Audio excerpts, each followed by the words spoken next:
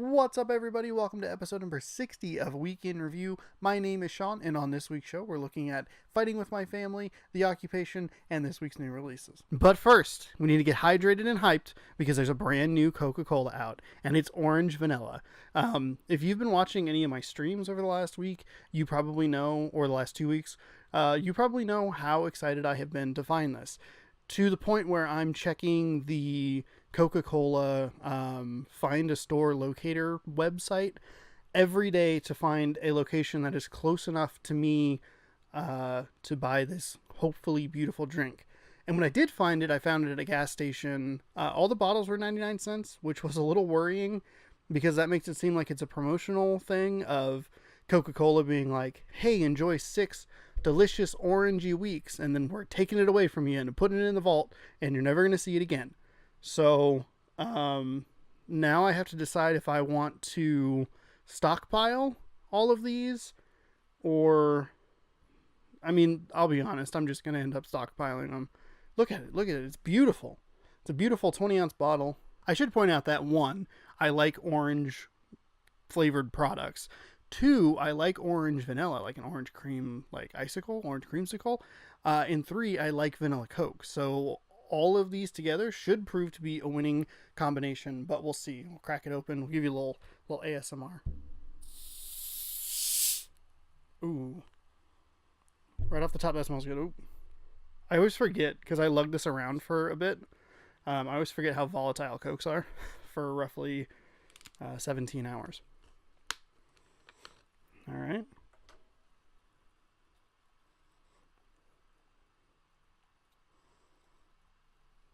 Doesn't. I guess there's a little orange in there. Doesn't smell great, which is unfortunate.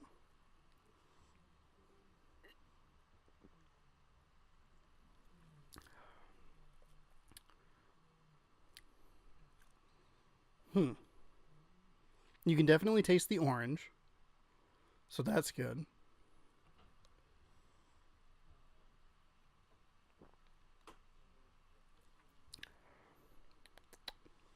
It's very orangey. There's not a lot of vanilla in it. I don't know how I feel about this.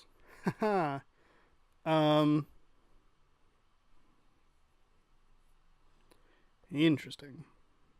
I'm staring at the bottle a lot because I'm just so damn excited I found it.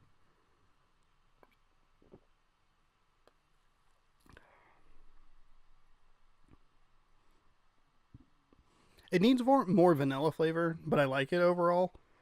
I probably overhyped it a little bit because, like, for the last couple weeks in like the chat of my of the streams, it's been like orange vanilla Coke, and now it's finally here, and it's pretty good. You can definitely taste the orange, but there isn't enough vanilla in it. So there you have it. Thoughts on orange vanilla Coca-Cola.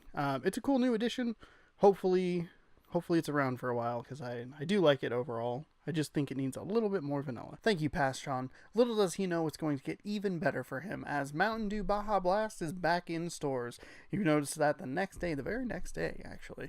He was down going to see Fighting with My Family and stopped inside a convenience store to actually purchase another orange vanilla Coke. And when he looked to his right, he saw the Baja Blast and he went, thank goodness! Which is kind of weird considering he goes by a Taco Bell every single day, but still is like really excited when it comes to the store.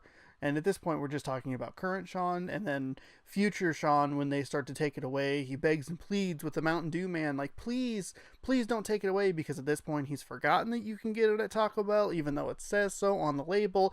But if you've watched this show for any significant amount of time, you know that Sean takes the label off of everything. So he forgets that it's at Taco Bell, and then the guy has to turn around and say, sir, I'd really like you to leave me alone. I'm just trying to do my job. You can go to Taco Bell and get this.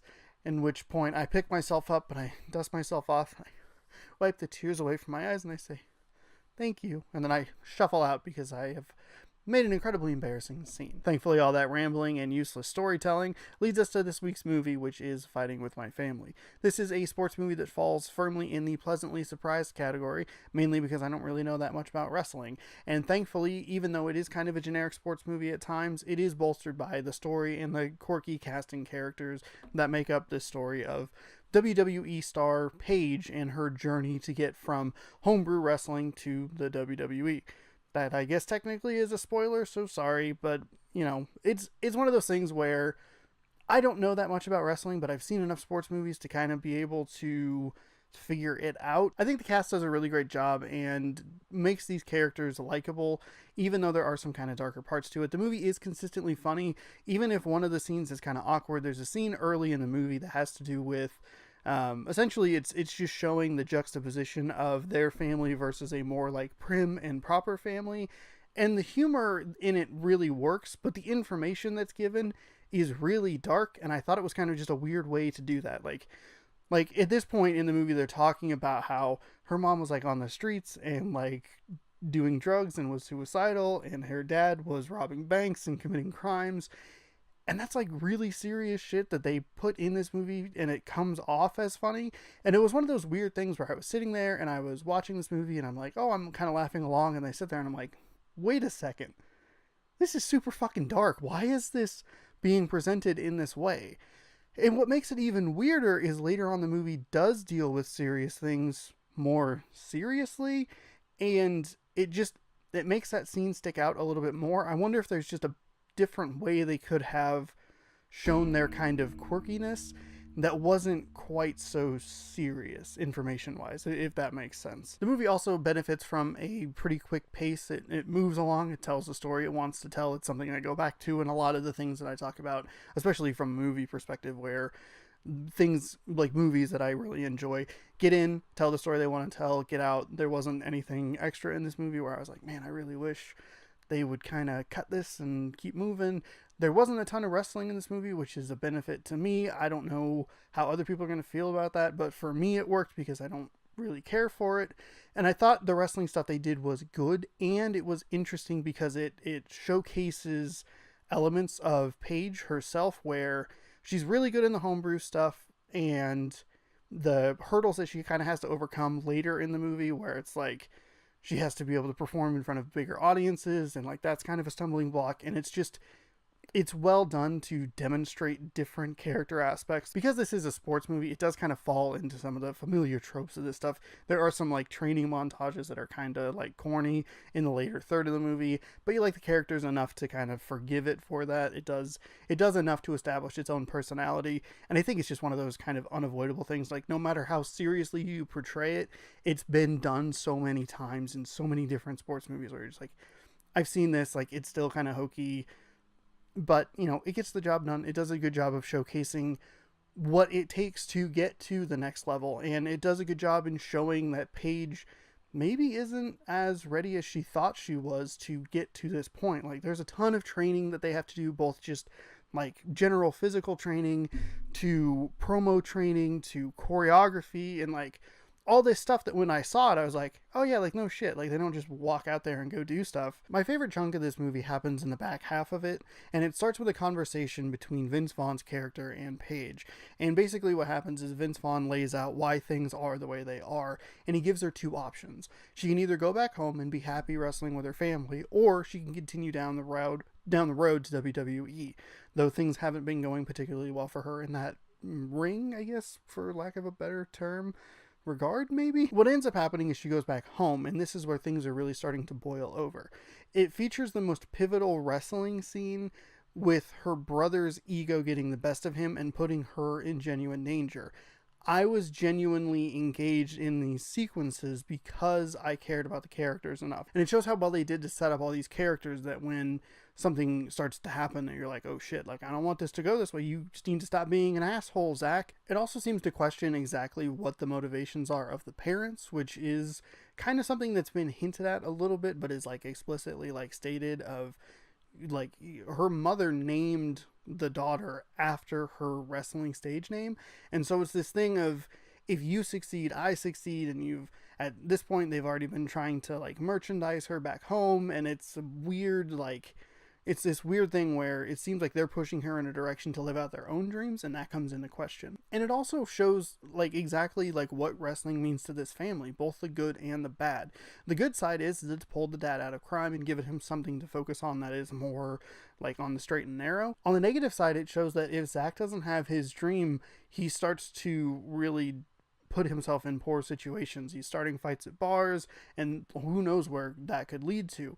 It's actually been hinted at or told at this point that they had a brother who had a similar sort of situation happen to him where he applied but he didn't get it, and it ended up with him in prison. And for Paige, she really starts to worry that her brother's going to go down that path, and this is kind of that realization that he has such a narrow mindset and such a focused mind on this one goal. He has like a girlfriend who dearly loves him and a kid, and all he cares about is this other thing. All of this culminates in a sequence where a lot of clarity is gained by a bunch of different characters for different reasons, but it all makes sense. And I just that chunk of the movie is so good in just taking itself very seriously and showing like, without this, someone's an asshole. With this, it helps. It's not a perfect movie by any stretch of the imagination.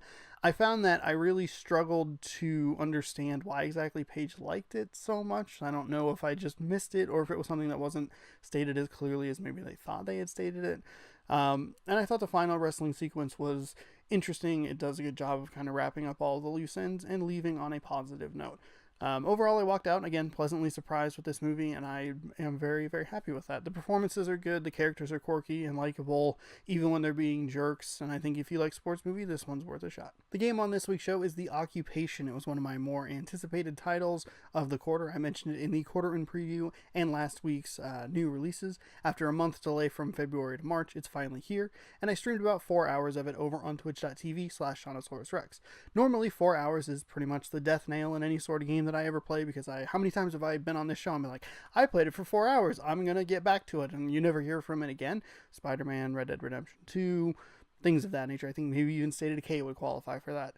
I'm going to get back to this game, and saying that I've played 4 hours of this game is a little bit misleading, because I actually ended up breaking the game towards the end of the first part of the stream and had to replay a section of it all over again, which was actually pretty interesting, and we'll get to why here in just a minute. After a very interesting and intense first hour or so of the game, teaching you the mechanics, kind of tutorializing a lot of stuff, you play as a journalist 6 months after a bomb goes off, and you're trying to figure out the who and why. I really like the mechanics of playing as the journalist. Piecing together information is fun and interesting. Your first objective is to have a meeting with Carla Berman, and you show up at the location at 3 p.m. and your meeting is at 4 p.m. You have a lead that you need to take care of. A lead is a quest in this game, and it's to find phone records. Of course, those phone records aren't going to be in an easy spot to find. You need to go into different offices and areas that you aren't supposed to be in, which adds a layer of intensity to it, and a security guard named Steve certainly doesn't help. He'll escort you out if he finds you somewhere you're not supposed to be, and you'll end up being in trouble at some point, though I only seem to get caught one time overall, so it wasn't that bad.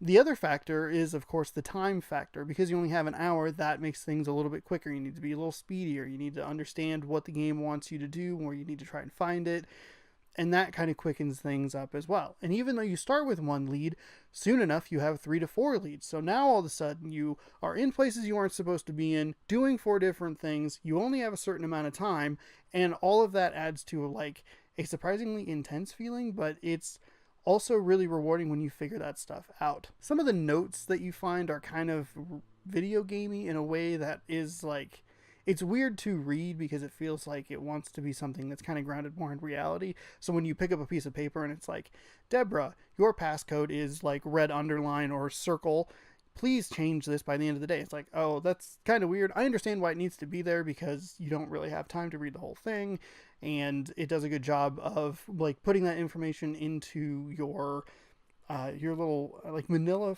envelope where it has different tabs of the information you've accumulated throughout your playthrough. It still does stand out in a little bit of a weird way, but I understand why it's there. The game also struggles a little bit on a technical level.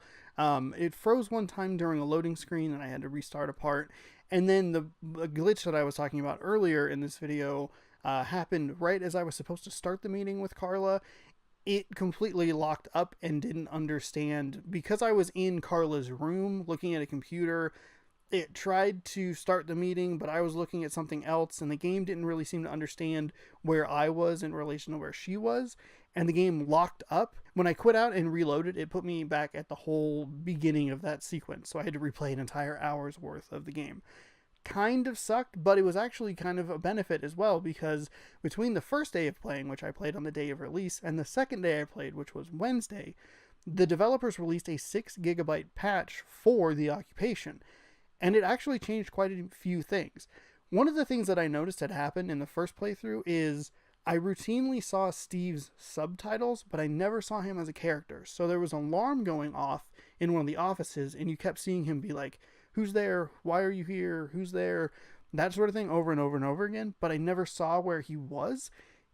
And I think that was part of the patch that got fixed, because boy, was he there the next time. And he escorted me out, and fortunately, not a lot of progress was lost. I don't think actually any progress was lost at that point, even though he did block me. I was trying to leave, but I was under a table, and he was right in front of it, and his character model didn't move. It was a whole thing. The other change that they added was writing in the vents that gave you directions to where certain rooms were. So the first time I played through, I kind of just blindly followed around and was trying to figure out where the hell I was going. There was one time where I was in a vent, went up into a room, did a thing, got out of the room, got lost in the vents, and ended up back in the exact same room that I was already in. And I think I like that more. I like the idea of trying to figure it out on your own.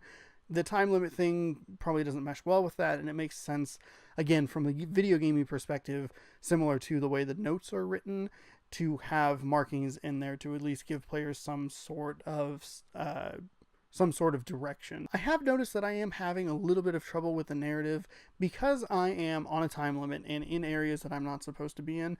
I'm not reading the notes as carefully as I probably should be, so names and places aren't really clicking the way I feel like they should be. Thankfully, the interview process is fairly easy. The game is very nice about saying, like, evidence, you have this to tell her this answer, and you can give answers to stuff that you didn't complete before the interview process. And that's a nice touch. Again, another very video gamey thing, but it was helpful to me because I didn't exactly know what I had picked up, because I was running short on time as I got, I think, two of the leads done, and one of them was almost done. I just kind of goofed something up. So far, I really like the occupation, and even though the game has done a lot to try and keep me away from it, i.e. locking up at the very end of a section and restarting me back like an hour, and then downloading the patch it needed to download 2 separate times, I'm still enjoying the game, and it's a testament to how much I'm enjoying the game that I'm going to actually go back to it and make an effort to complete this game. Finally on the show, it's what's new. There's nothing in theaters, nothing on Blu-ray. There were a couple of Xbox Game Pass announcements.